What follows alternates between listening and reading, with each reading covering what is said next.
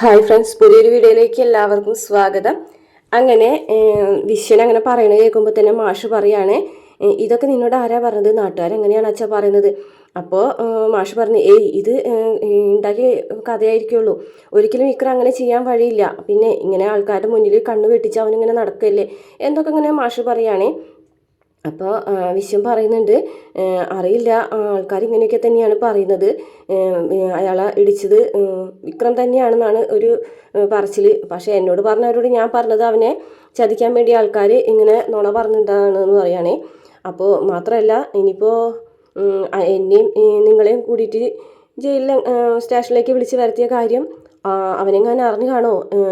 അതിന് സാധ്യതയില്ലല്ലോ എന്ന് മാഷിങ്ങനെ പറയുകയാണേ. മാഷ് അങ്ങനെ പറയുമ്പോഴേക്കും നന്ദിനി പറയും, അല്ല അത് അത് പിന്നെ ഞാൻ വേദയെ വിളിച്ച് പറഞ്ഞിട്ടുണ്ടായിരുന്നു എന്ന് പറയാൻ കേട്ടോ. അപ്പം മാഷിങ്ങനെ ദേഷ്യത്തോടു കൂടി നോക്കുകയാണേ. അപ്പോൾ നന്ദിനി പറയും, അല്ല, ഞാൻ ഇനി എന്തെങ്കിലും പ്രശ്നങ്ങൾ ഉണ്ടാണെന്നുണ്ടെങ്കിൽ അവളെ അച്ഛനോട് പറഞ്ഞിട്ട് എന്തെങ്കിലും ചെയ്യാൻ വേണ്ടിയിട്ടാണ് ഞാനങ്ങനെ പറഞ്ഞത് എന്ന് ഇങ്ങനെ നുണ പറയുകയാണേ.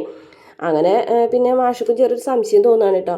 അപ്പോൾ മാഷ് പറയും, അങ്ങനെയാണെങ്കിൽ തന്നെ അതെങ്ങനെയാണ് വിക്രം അറിയാം എന്ന് പറയും. അപ്പോൾ വിഷയം പറയുന്നുണ്ട്, അല്ല, ചിലപ്പോൾ എനിക്ക് ചെറിയൊരു സംശയം, ഇനിയിപ്പോൾ അവൻ തന്നെയാണോ അങ്ങനെ ചെയ്തതെന്ന്. അപ്പോൾ കമലാമ്മ ദേഷ്യം വന്നിട്ട് കമലാമ്മ അറിയണേ, അതെന്താടാ നിനക്ക് അങ്ങനെ തോന്നാൻ?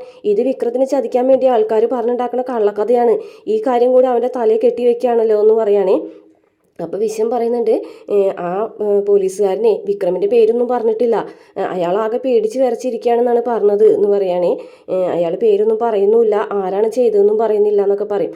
അപ്പോൾ പറയുന്നുണ്ട്, ഇല്ല, ഇതിങ്ങനെ ആയിരിക്കില്ല, അത് അവനായിരിക്കില്ല ഒരിക്കലും എന്നും മാഷ് ഉറപ്പിച്ച് കമലമ്മയ്ക്ക് വാക്ക് കൊടുക്കുകയാണേ. പിന്നെ കാണിക്കുന്നത് ശ്രീനിവാസിൻ്റെ ഫോണിലേക്ക് ആരോ വിളിച്ചിങ്ങായിട്ട് സാബുവിനെ തല്ലിയ വിവരം പറയുകയാണ്. അന്നേരം സുധനോട് പറയുന്നുണ്ട്, നീ അറിഞ്ഞില്ലേ, അതെ, ആ സാബുവിനെ ആരൊക്കെ കൂടിയിട്ട് ഹോസ്പിറ്റലാക്കാണ്. എന്തിന്? അയാൾ ആരോ തല്ലിച്ചതച്ചെന്ന്. അത് തന്നെ, അതാരായിരിക്കും? അത് നമ്മുടെ വിക്രമാണോ എന്നൊരു ചെറിയൊരു സംശയം എനിക്ക്. അവൻ്റെ അച്ഛനെയും ചേട്ടന്മാരെയും സ്റ്റേഷനിൽ വിളിച്ച് വരുത്തി പെരുമാറിയതല്ലേ അയാൾ, ചിലപ്പോൾ അതിനെ പ്രതികാരം വീട്ടിയതാണെങ്കിലോ? അങ്ങനെയാണെന്ന് എനിക്കൊരു ചെറിയൊരു സംശയം. നമ്മൾ അറിയാതെ നമ്മൾക്ക് ചുറ്റും അവനുണ്ടെന്നൊരു തോന്നൽ എന്നൊക്കെ ശ്രീനിവാസൻ പറയുന്നുണ്ട്. അത് കഴിഞ്ഞതിന് ശേഷം വിക്രം കഞ്ഞി കുടിക്കുകയാണേ. അപ്പോൾ കഞ്ഞി കുടിക്കുന്നത് ഇടത്തെ കൈ കൊണ്ടാണ്. അപ്പോൾ വലത്തെ കയ്യിൽ മുറിവാണല്ലോ കത്തി കൊണ്ടിട്ട്.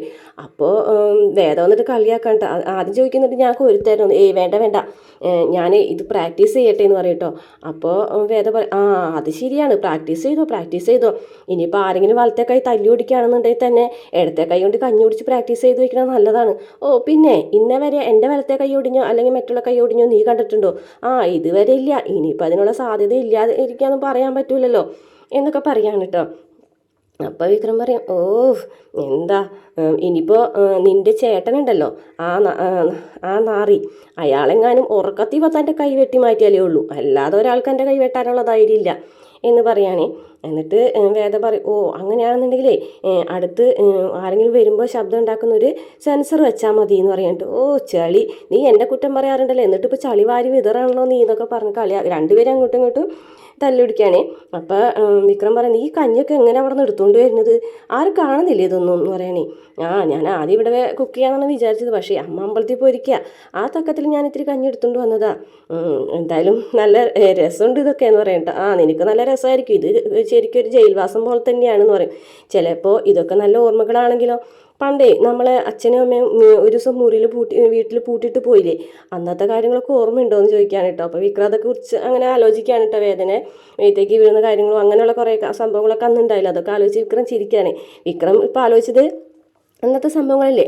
അതുപോലെ ഈ ഒരു ജീവിതത്തിൽ നമുക്ക് ഒരുപാട് ഓർമ്മകൾ കിട്ടിയാലോ എന്ന് പറയുമ്പോൾ രണ്ടുപേരും പരസ്പരം ചിരിച്ച് നിൽക്കുന്ന സമയത്ത് പെട്ടെന്ന് വാതിൽമേൽ മുട്ടുകയാണ് കേട്ടോ. അപ്പോഴേക്കും വേഗം തന്നെ കഞ്ഞിയെടുത്ത് താഴത്തേക്ക് വെച്ച് വിക്രമിനെ ബാത്റൂമിൽ ഒളിപ്പിക്കുകയാണ് വേദ.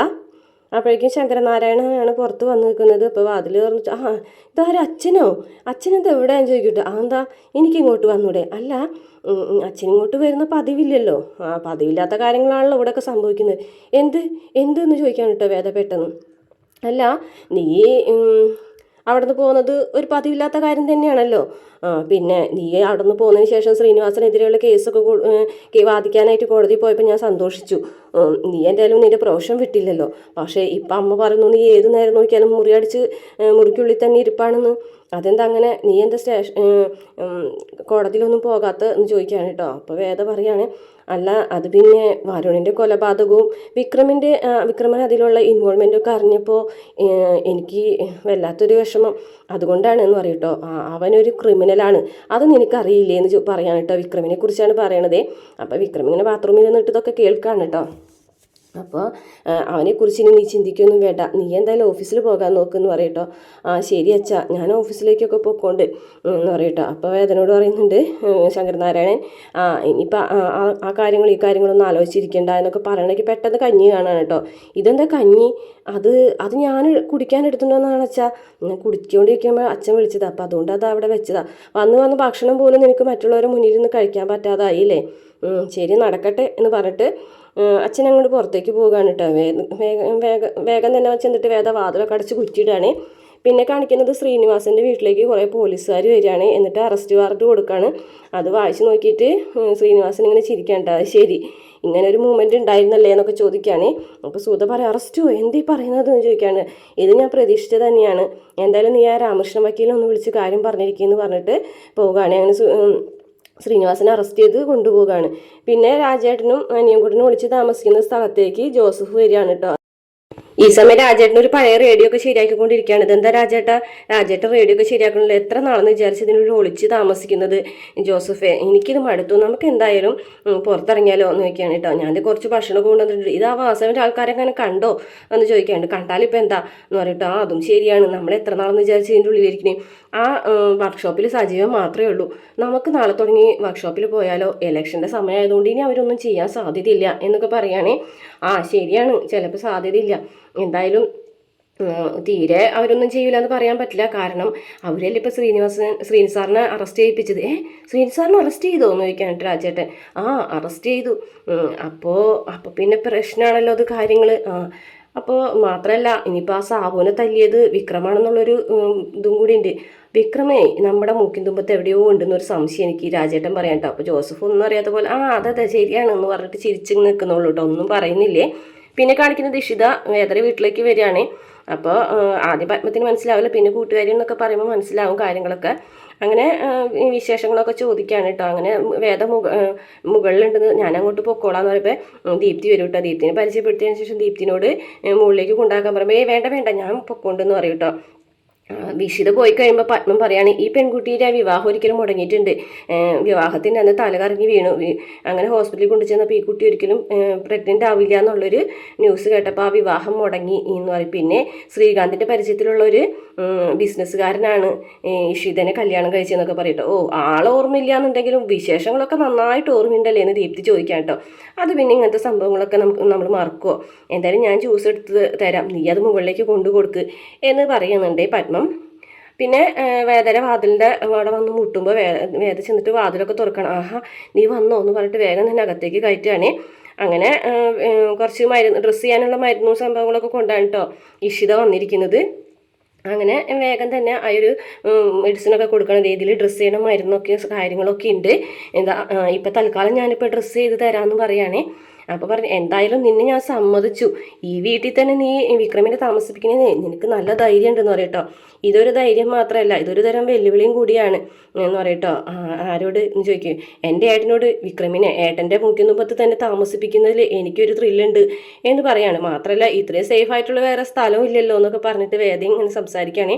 അങ്ങനെ ആ സമയത്ത് വിക്രമിൻ്റെ അടുത്ത് ഇരുന്നിങ്ങാട്ട് വിക്രമിൻ്റെ കാലിൽ മരുന്നൊക്കെ വെച്ച് കൊടുക്കുന്നുണ്ട്. അങ്ങനെ ഡ്രസ്സ് ചെയ്തുകൊണ്ടിരിക്കല് ഇഷിത ഓരോരോ വിശേഷങ്ങളൊക്കെ പറയുന്നുണ്ട്. ആ കൂട്ടത്തിൽ ശ്രീനിസാറിൻ്റെ കാര്യം പറയുകയാണേ. അല്ല, ശ്രീനിസാറിൻ്റെ കേസല്ലേ വേദ വാദിച്ചുകൊണ്ടിരുന്നിരുന്നത് എന്ന് പറയാൻ കേട്ടോ. അതെ അറസ്റ്റ് ഉടനെ ഉണ്ടാകാൻ സാധ്യതയുണ്ടെന്ന് എനിക്ക് തോന്നുന്നുണ്ട് വേദ പറയട്ടോ. അതിൽ വിക്രമിൻ്റെ പേരും കണ്ടല്ലോ എന്ന് പറയട്ടോ. വിക്രമിനും പേടിയുണ്ട് എന്നൊക്കെ പറയട്ടോ വേദ ഇങ്ങനെ ഒരു കളിയാക്കിക്കൊണ്ട്. അപ്പോൾ വിക്രം പറയും, അതെ എനിക്ക് ആ കാര്യത്തിൽ യാതൊരു പേടിയില്ല. മൂർഖനും ഇങ്ങനെ പറയാൻ കേട്ടോ വേദനോട് കൈ ഉയർത്തിയിട്ട്, എനിക്ക് എന്തിനു പേടി, എനിക്ക് ആ കാര്യത്തിൽ ഒരു പേടിയില്ല എന്ന് പറയാണ്. അങ്ങനെ ഇവർ സംസാരിച്ചുകൊണ്ടിരിക്കുന്ന സമയത്ത് പെട്ടെന്ന് തന്നെ ദീപ്തി ജ്യൂസും കൊണ്ട് വരികയാണ് കേട്ടോ. അങ്ങനെ ആ ഒരു ഭാഗം കാണിച്ചുകൊണ്ടുണ്ട് ഇന്നത്തെ എപ്പിസോഡ് അവസാനിക്കുന്നത്. നാളത്തെ എപ്പിസോഡിൽ ദീപ്തി തഴച്ചെന്ന് പറയുന്നുണ്ട്, ജ്യൂസ് കൊണ്ട് ഞാൻ ചെന്നെങ്കിലും കൂടിയിട്ട് എന്നെ അകത്ത് കയറാൻ പോലും വേദിച്ച് സമ്മതിച്ചില്ല. കാര്യമായിട്ടുള്ള ഡിസ്കഷനിലാണ് രണ്ട് പേരും എന്ന് പറയാൻ കേട്ടോ. അതെന്താ നിന്നെ റൂമിക്ക് കയറ്റാൻ സമ്മതിക്കാത്തതെന്ന് വർഷ ചോദിക്കുകയാണ്. എനിക്കറിയില്ല, ചെന്ന് ചോദിക്കുന്നു പറയും. അങ്ങനെ വർഷയ്ക്ക് സംശയം വരികയാണ് കേട്ടോ. അങ്ങനെ വർഷ റൂമിൽ ചെന്നിട്ട് വേദന റൂമിലേക്ക് കയറി ചെല്ലുന്നുണ്ട്. അപ്പോൾ വിക്രത്തിനെ അവരവിടെ നിന്ന് മാറ്റിയിട്ടുണ്ടാവും. പക്ഷേ ഈ റൂമിൽ എന്താ മരുന്നിൻ്റെ മണം എന്ന് പറഞ്ഞിട്ട് വർഷ റൂമിൻ്റെ ഉള്ളിലൊക്കെ കയറി നോക്കുന്നുണ്ട്. എന്തായാലും വർഷ അതിന് ശേഷം പോകും. പിന്നെ കാണിക്കുന്നത് വിക്രമിന് വേദ ഭക്ഷണമൊക്കെ വാരി കൊടുക്കുന്ന ഇതാണ് കേട്ടോ. ഇത്രയാണ് പ്രമോല് കാണിച്ചിട്ടുള്ളത്. വീഡിയോ ഇഷ്ടപ്പെട്ട മറക്കാതെ ചാനൽ സബ്സ്ക്രൈബ് ചെയ്ത് സപ്പോർട്ട്